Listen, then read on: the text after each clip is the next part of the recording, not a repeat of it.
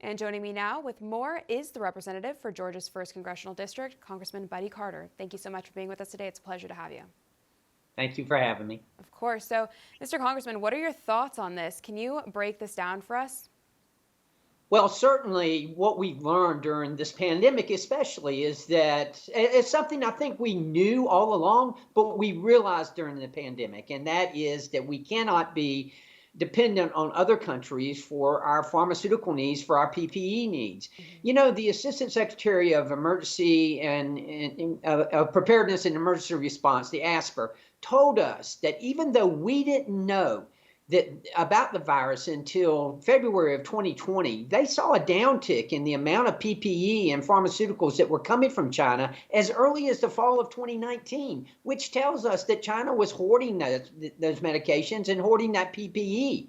Listen, we all know that energy independence is important to our national security. Pharmaceutical independence is important to our national security as well. That's why we started the caucus. That's why I have legislation addressing the need for bringing and repatriating pharmaceutical manufacturers back to America so that we can manufacture drugs here in America and to have our allies manufacturing drugs so that we're not dependent on our adversaries for our pharmaceutical needs, which is so very important, vitally important for our national security.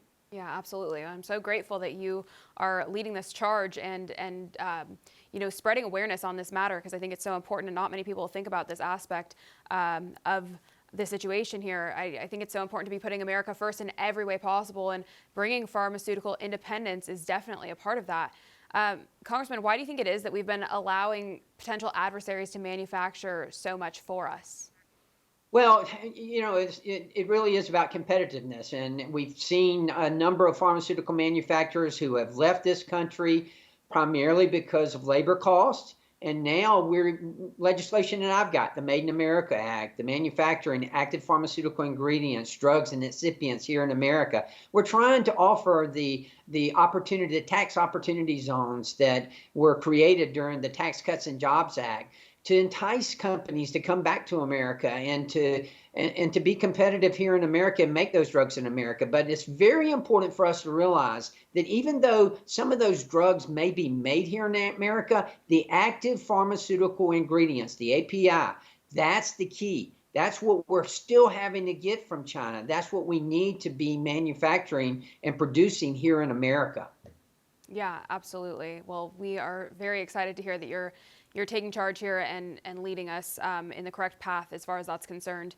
In other news, Secretary Blinken just met with Xi Jinping.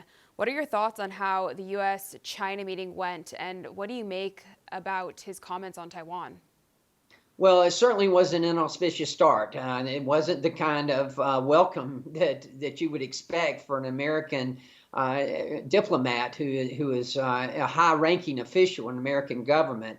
But I think it shows the weakness of this administration worldwide and the lack of respect that our adversaries have for our country because of the weak national policies and world policy that this administration is undertaking, i.e. Afghanistan and what has happened there and in other areas as well.